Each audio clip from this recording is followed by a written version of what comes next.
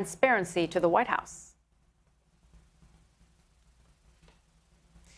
All right, let's speak now to Mitchell Epner, who is a civil and criminal litigator at the New York law firm Cudman Trachtenberg Allo Posner. Great to have you with us tonight.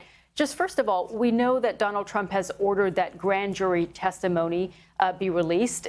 Very simple question. What is grand jury testimony? What would we expect to see in it?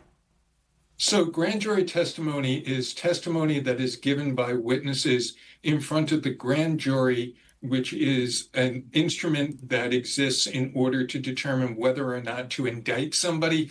Donald Trump can order his attorney general to seek that these transcripts be released, but he cannot order that they be released. Only the court can do that. Okay, is it unusual for the president to ask for this to be released?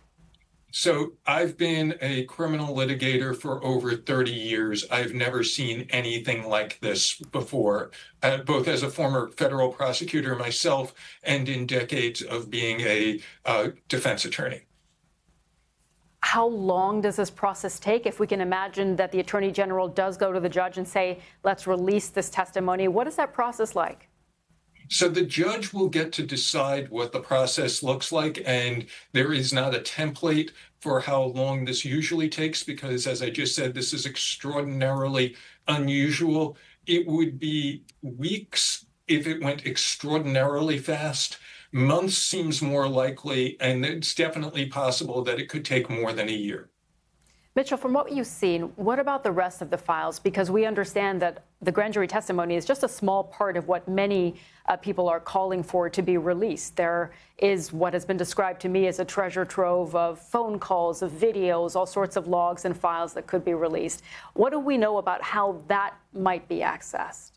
So this is the irony here. The things that Donald Trump could snap his fingers and order released, he has not ordered released. All of the things that were obtained just through ordinary law enforcement activities.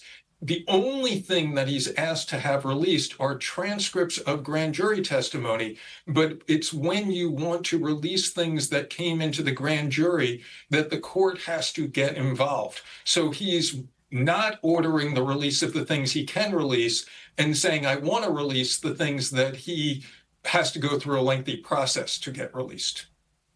It's important that we don't lose sight of the victims, of course, of Jeffrey Epstein. Many of them have also been calling for the release of the files. But what impact does that have on the judge's decision on what to release specifically in this testimony?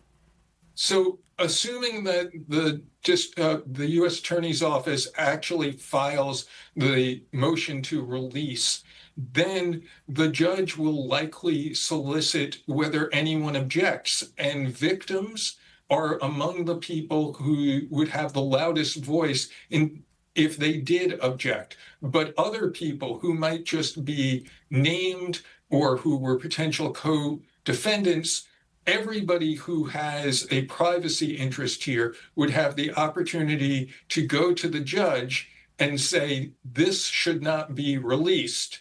And the judge might even allow those people to make those objections anonymously because those people may say even releasing who I am and that I don't want stuff released infringes upon my privacy rights. Okay, Mitchell Epner, thank you so much for sharing your expertise with us today. Thank you for having me.